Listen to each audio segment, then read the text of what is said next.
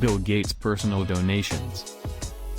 Melinda Gates suggested that people should emulate the philanthropic efforts of the Salwen family, who sold their home and gave away half of its value, as detailed in their book, The Power of Half. Gates and his wife invited Joan Salwen to Seattle to speak about what the family had done, and on December 9, 2010, Bill and Melinda Gates and investor Warren Buffett each signed a commitment they called the Giving Pledge, which is a commitment by all three to donate at least half of their wealth, over the course of time, to charity. Gates has also provided personal donations to educational institutions. In 1999, Gates donated $20 million to the Massachusetts Institute of Technology for the construction of a computer laboratory named the William H. Gates Building that was designed by architect Frank Gehry. While Microsoft had previously given financial support to the institution, this was the first personal donation received from Gates. The Maxwell Dworkin Laboratory of the Harvard John A. Paulson School of Engineering and Applied Sciences is named after the mothers of both Gates and Microsoft President Stephen A. Ballmer, both of whom were students. Ballmer was a member of the school's graduating class of 1977, while Gates left his studies for Microsoft, and donated funds for the laboratory's construction. Gates also donated $6 million to the construction of the Gates Computer Science Building, completed in January 1996, on the campus of Stanford University. The building contains the Computer Science Department and the Computer Systems Laboratory, CSL, of Stanford's Engineering Department. Since 2005, Gates and his foundation have taken an interest in solving global sanitation problems.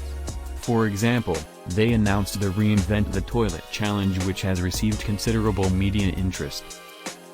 To raise awareness for the topic of sanitation and possible solutions, Gates drank water that was produced from human feces in 2014.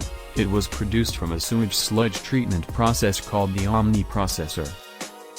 In early 2015, he also appeared with Jimmy Fallon on The Tonight Show and challenged him to see if he could taste the difference between this reclaimed water or bottled water.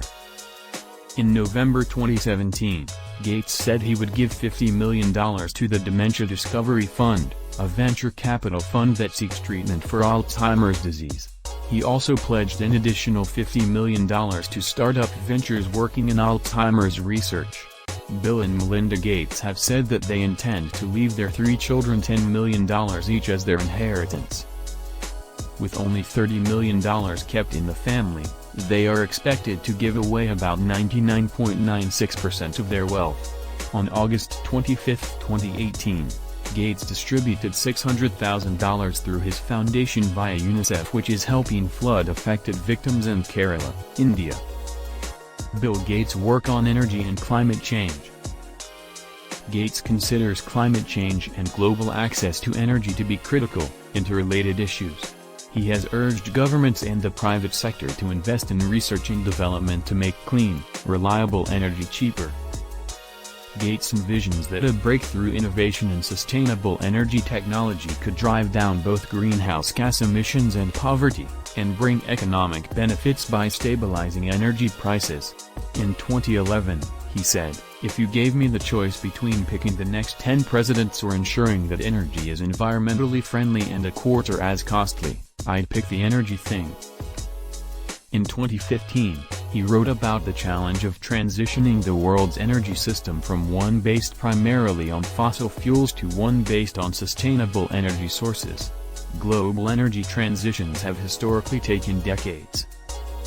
He wrote, "I believe we can make this transition faster, both because the pace of innovation is accelerating, and because we have never had such an urgent reason to move from one source of energy to another." This rapid transition, according to Gates, would depend on increased government funding for basic research and financially risky private sector investment, to enable innovation in diverse areas such as nuclear energy, grid energy storage to facilitate greater use of solar and wind energy, and solar fuels. Gates spearheaded two initiatives that he announced at the 2015 United Nations Climate Change Conference in Paris. One was Mission Innovation, in which 20 national governments pledged to double their spending on research and development for carbon-free energy over 5 years. Another initiative was Breakthrough Energy, a group of investors who agreed to fund high-risk startups in clean energy technologies. Gates, who had already invested $1 billion of his own money in innovative energy startups, committed a further $1 billion to Breakthrough Energy. In December 2020, he called for the U.S. federal government to create institutes for clean energy research, analogous to the National Institutes of Health. Gates's views have been criticized as undermining strategies to aggressively deploy existing solar and wind energy technologies, which have also led to innovation and plummeting costs.